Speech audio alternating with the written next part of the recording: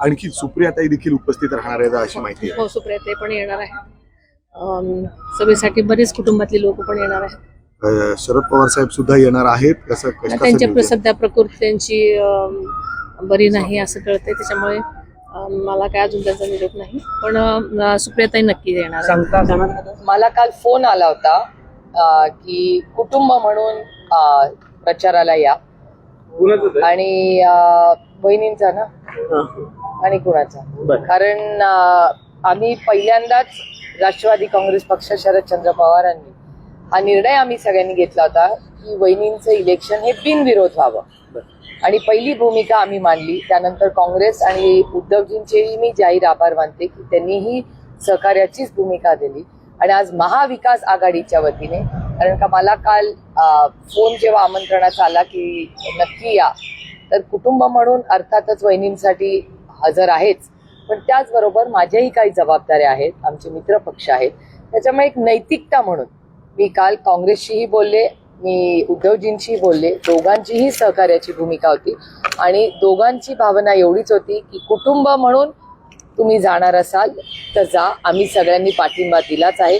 त्याच्यामुळे महाविकास आघाडीच्या वतीनेही शुभेच्छा मी देईनच, कारण का आम्ही सगळ्यांनीच त्यांना सहकार्याची भूमिका, हे इलेक्शन बिनविरोध व्हावं ही काँग्रेसचीही भूमिका आहे, ही उद्धवजींचीही भूमिका आहे, आणि राष्ट्रवादी काँग्रेस पक्ष शरदचंद्र पवारांचीही आहे.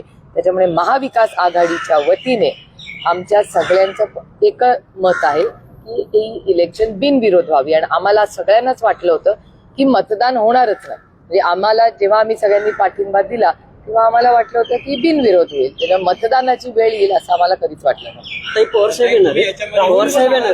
पवारसाहेब रिच कॅन्डी हॉस्पिटलमध्ये आता आहेत, त्यांच्या काही टेस्ट चालल्या आहेत, त्यामुळे त्याच्यानंतरच क्लॅरिटी. राष्ट्रवादी काँग्रेस पक्षातून तुम्हाला बाहेर काढलं किंवा पक्ष फोडला हे सगळं आधी आपण पाहिलेलं आहे.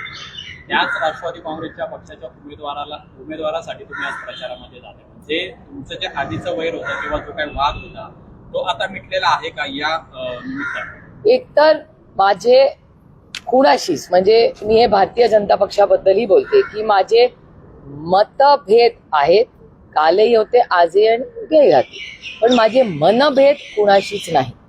काही गोष्टी जबाबदारी म्हणून आयुष्यात करायच्या असतात. आज महाविकास आघाडी बिनविरोध पाठिंबा आम्ही बहिणींना महाविकास आघाडी म्हणून आम्ही दिलेला आहे, तो दादाला श्रद्धांजली म्हणून दिला. हे तुम्हाला विसरून चालणार नाही. माझा भाऊ गेलाय, आणि दादाचा, म्हणजे मला दादाच्या केसमध्ये बाय इलेक्शन येईल असं, म्हणजे कुणाच्याच बाबतीत, हा माझा भाऊ किंवा माझा दादा म्हणून नाही, पण कुणाच्याच आयुष्यात बाय इलेक्शन येऊ नये. पण त्यातून दादाचं हे दुर्दैवी, दादाचं वय काय होतं, 66, हे काय वय आहे. म्हणजे हसत खेळत तुम्ही सगळ्यांनी दादाला, दादाचा उत्साह, दादाची एनर्जी ही सगळी आपण सगळ्यांनीच इतके वर्ष एकत्रपणे पाहिलेली आहे.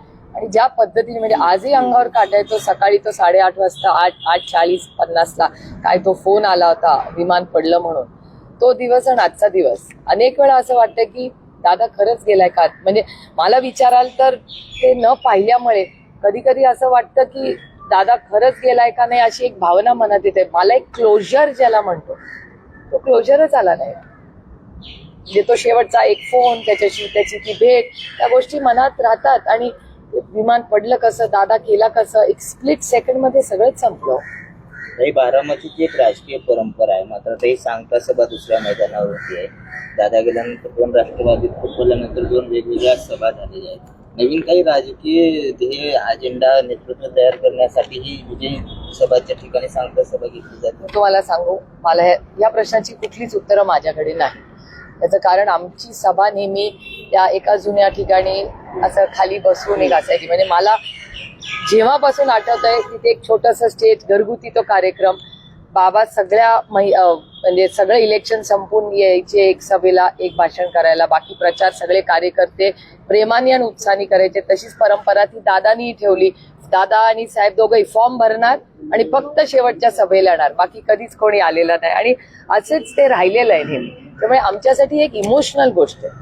आणि बारामती लोकसभा मतदारसंघ एक कुटुंब म्हणून आम्ही काम करतो. ती काय फक्त एक काहीतरी म्हणजे एक सिस्टम, यंत्रणा वगैरे काही नाही हो. एक कौटुंबिक, आम्ही इतक्या वर्षाची प्रेमाची, विश्वासाची नाती आहेत. त्याच्यात कधी काय कमी जास्त झालं असेल तरी एखादा इथे तिथे गेला असेल, त्याच्यात पण आमच्या मनात, आमच्या नात्यात कधी अंतर आलेलं नाही. ते कालही आलेलं नाही, आजही नाही आणि इथून पुढेही कधी आम्ही येऊ देणार नाही. म्हणजे तुम्हाला उदाहरण देते,